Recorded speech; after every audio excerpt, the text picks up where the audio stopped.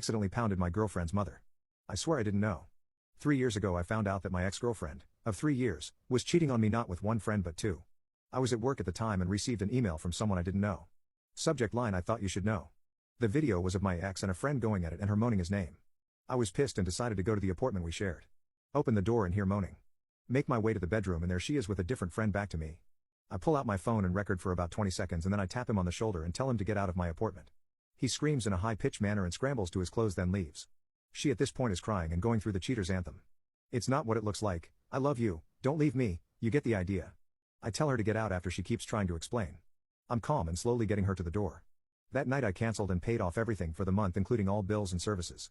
Call the landlord and inform him what's going on. He understands and lets me break the lease at the end of the month, 30 days away.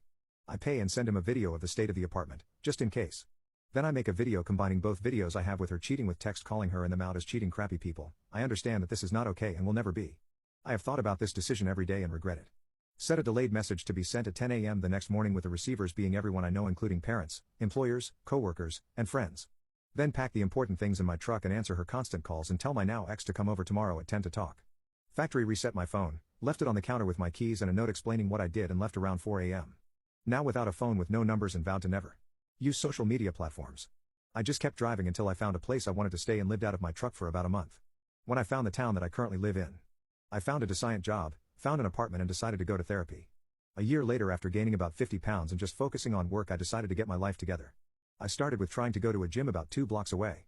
They were cheap and open 24 hours. I would go before work, early in the morning because not many people were there. I was awkward and embarrassed. This is where I met Jane. Jane is fit and in her late 30s, early 40s. It started out her giving me advice and pointers. About a month later, I was flirting and touching.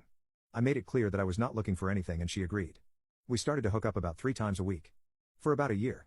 Sometimes at the gym, my truck or my apartment. During this time she said she had a couple kids and their dad was not in the picture. It was fun and she taught me a lot and I worked on a lot of cardio and endurance with her.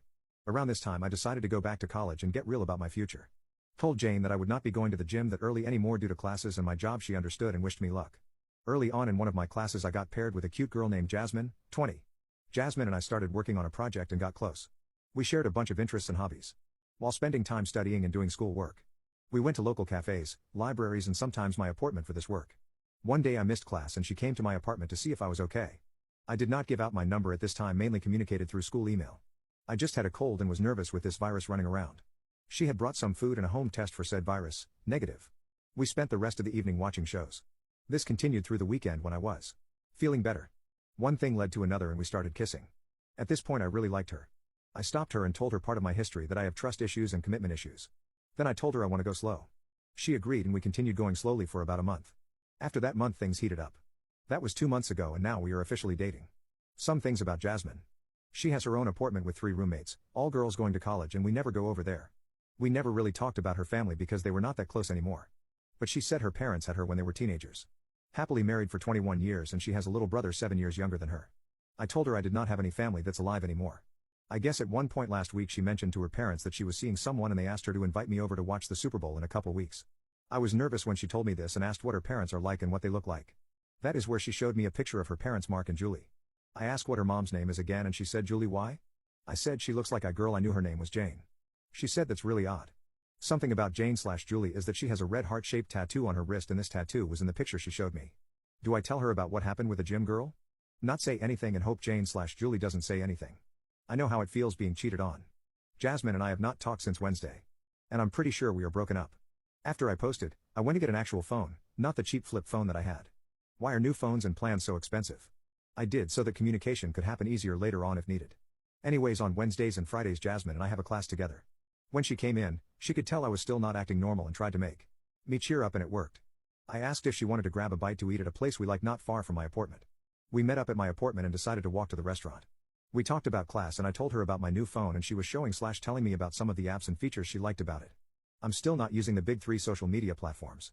I'm still getting used to it after having a burner phone, as she called it. We went home after eating and started to head back to the apartment. We did not talk until we got in the door. Now my apartment is not that big, it is basically 3 rooms. The bedroom, the bathroom, and a shared kitchen and living room. I walked in and sat on the couch on the far side of the room. She stood in front of me and asked what was going on with me and if this was about meeting her family. I responded that it was and we needed to have a serious talk, and then I asked if she could please sit down. She got a sad and worried look on her face and asked if I was breaking up with her. I responded that this is the last thing I want to do. That I care for her and I trust her. She knows that for me that is a big thing and is deeper than telling her that I love her.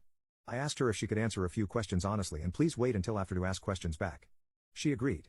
The first question was if I could see the picture of her parents again. She showed me. Then I asked if she had a picture of her mom's tattoo on her wrist. Which she did from the day she got it done. My heart dropped at this point. Heart-shaped tattoo with the same details in writing. She noticed my shift at this and started to ask about it but stopped herself. I then asked if her mom goes to the gym. She responded that she thinks she did before her brother goes to school. I think at this point she was really connecting the dots. My next question was the one that confirmed that it was her mom. I asked if she had an identifiable scar describing the shape and location. It could not be easily seen. She stood up and asked how the hell I knew that. I'm not afraid to admit I started to tear up and choke up. I apologized and told her everything. How I met a woman named Jane at the gym down the block and how she helped me out. How one thing led to another.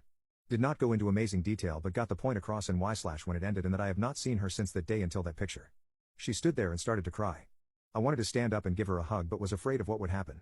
I tried to explain that it was nothing serious. We would just meet at the gym. No calls or text or emails. Then told her what little I know about Jane/Julie via what she told me.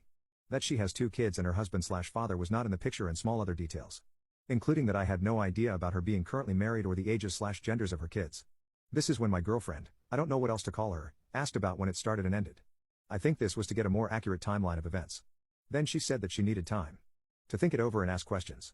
I asked if I could give her a hug and walk her to her car. She agreed and that was the second to last time I saw her.